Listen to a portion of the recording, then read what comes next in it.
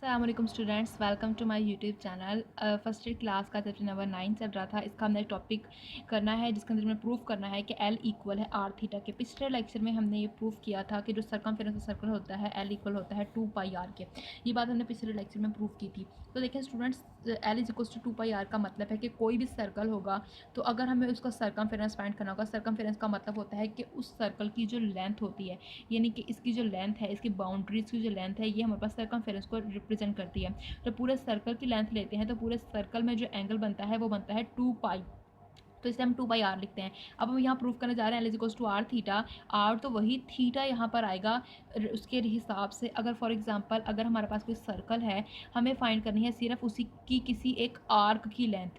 Arc की length find करनी है तो वो आर्क उस सर्कल के सेंटर पे जो एंगल बना रही होगी उसके हिसाब से हम लोग फाइंड आउट करेंगे। इसलिए हमने यहाँ थीटा रखा कि वो थीटा कुछ भी हो सकता है। अगर फॉर एग्जाम्पल वो आर्क पूरे सर्कल के ही इक्वल होगी, सर्कल के सर्कमफेरेंस के इक्वल होगी, तो यहाँ पर थीटा की जगह पर आ जाएगा 2 पाई। अगर वो आर्क इस सर्कल की लेंथ से कोई कम लेंथ की होगी, जैसे कि फॉर एग्जांपल यहाँ से लेकर यहाँ तक है, तो ये लेंथ जो सर्कल के सेंटर पे जो एंगल बना रही होगी उसके हिसाब से थीटा एंगल आएगा। तो इसलिए हम यहाँ पर प्रूफ करने जा रहे हैं इक्वल्स टू आर थीटा। बहुत इंपॉर्टेंट रिजल्ट है जो हमारी 9.1 एक्सरसाइज में यूज़ होगा।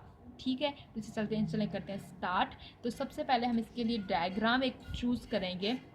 जिस डायग्राम को बनाएंगे और उसी डायग्राम को हम यूज़ करते हुए अपने रिज़ल्ट को प्रूव करवाएंगे।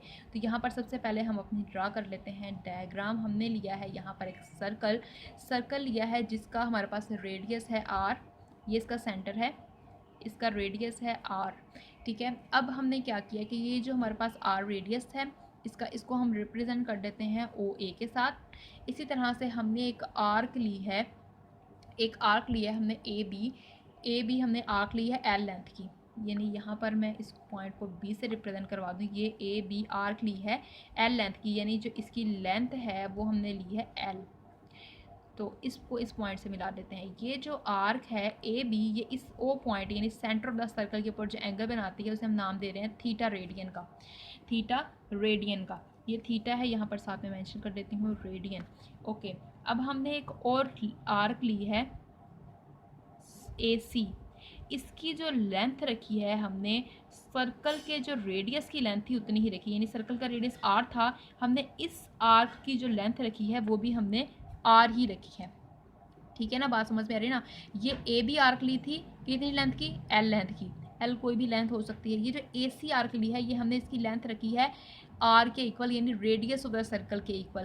तो हमें अभी पिछले लेक्चर में हमने डेफिनेशन पढ़ी थी रेडियन की डेफिनेशन क्या थी कि अगर हमारे पास कोई सर्कल है उसके सेंटर से लेकर उसका डिस्टेंस होगा किसी पॉइंट तक, उसका रेडियस होगा। जितना रेडियस है उतनी ही लेंथ की अगर हम कोई आर्क लेते हैं, वो आर्क इसके सेंटर पे जो एंगल बनाएगी, यानी अगर ये आर है तो इतनी लेंथ की आर की अगर हम आर्क लेते हैं, इस पॉइंट को इससे मिलाते हैं, तो ये जो आर्क इस पे जो एंगल बनाएगी वो इक्वल होगा 1 रेडियन के।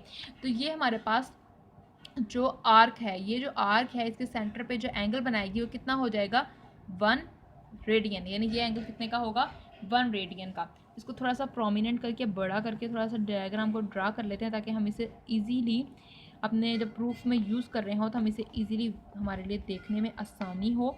यहाँ पर था जी थीटा रेडियन, यहाँ पे आर रेडियस है, यहाँ पर हमने सी लेंथ की जो हमने ली है आर्क, ये इसका रेडियस आर है और यहाँ पर एंगल बनेगा 1 रेडियन। तो डायग्राम की आपको होप तो समझ आ गई होगी। अब हम इसको स्टार्ट करते हैं। हम यहाँ पर लिख लेते हैं ये ओ पॉइंट था, जो हमारे पास ए बी आर्क है उसकी लेंथ है एल। इसी तरह से जो ए सी आर्क है उसकी लेंथ है आर। ठीक है, Maihar A C Maihar A B इतनी। और उसके बाद हमारे पास जो एंगल है एंगल ए ओ बी वो इक्वल है थीटा रेडियन के।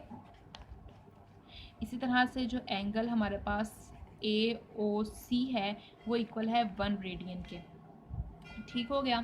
अब हमारे पास यहाँ पर एलिमेंट्री ज्योमेट्री का एक रिजल्ट है कि जो सेंट्रल एंगल्स होते हैं हमारे पास, यानी जो सेंटर है हमारे पास सर्कल का, सर्कल के ऊपर जितने भी एंगल्स बनेंगे वो प्रोपोर्शनल होंगे to the length of their arcs. कि अगर हमारे पास यहाँ पर इसके सेंटर पर एक ये थीटा एंगल बन रहा है, एक ये 1 रेडियन एंगल बन रहा है, ये अपने आर्क्स के प्रोपोर्शनल होंगे, यानी इनकी रेशियोज जो होंगी, अगर हम इनकी रेशियो लेते हैं थीटा डिवाइडेड बाय 1 तो इक्वल होंगे length of arc A B divided by length of arc A C. यानी कि हमारे पास angle major angle A O B जो है वो divided by major angle A O C equal होगा major A B arc divided by major A C arc. ठीक है, तो ये हमारे पास इसके प्रोपोर्शनल है। अब ए ओ बी हमारे पास इसकी लेंथ कितनी है, एल। ए ओ बी की लेंथ हमारे पास कितनी थी, हमारे पास Maihar angle A O B की वो हमारे पास था थीटा, सॉरी थीटा आ जाएगा। और मैयर एंगल ए ओ सी किसके इक्वल था, 1 रेडियन के, यहाँ 1 आ जाएगा, यहाँ रेडियन भी साथ में मेंशन कर देते हैं। ए बी आर की लेंथ कितनी थी, एल। ए सी आर की लेंथ कितनी थी, आर। अब ये रेडियन रेडियन से कैंसिल आउट हो जाएगा, तो एल इक्वल आ जाएगा हमारे पास आर थीटा के। तो यहाँ से मैं ये चीज़ प्रूव कर दी। हम इसे ये भी लिख सकते हैं एल ओवर आर इक्वल है थीटा के। हम इसे इस तरह से भी लिख सकते हैं कि एल ओवर थीटा इक्वल है आर के। ठीक हो गया, हम इसे किसी भी तरह से मेंशन कर सकते हैं। अब एक बात याद रखें, जब हम थीटा की वैल्यू फाइंड करते हैं तो एल का यूनिट भी मीटर, आर का यूनिट भी मीटर। एल का यूनिट अगर सेंटीमीटर तो आर का यूनिट भी सेंटीमीटर, तो इनके यूनिट्स आपस में कैंसिल हो जाएंगे, तो थीटा का कोई यूनिट नहीं आएगा।